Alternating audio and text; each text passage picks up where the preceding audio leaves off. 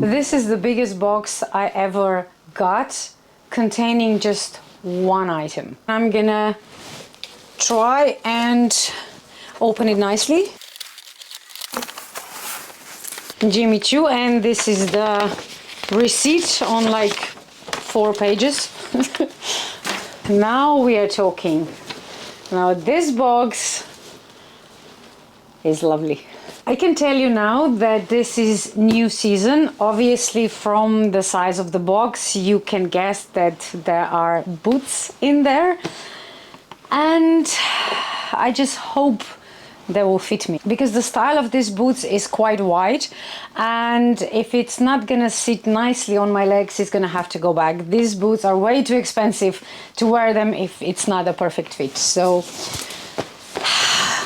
see, even the paper has Jimmy Choo stickers. I'm trying to open it nicely just in case they will have to go back, but of course I hope they will not go back.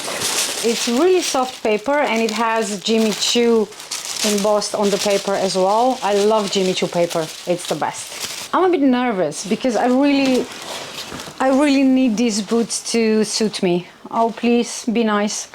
Nice and big dust bag with, of course, Jimmy Choo on it.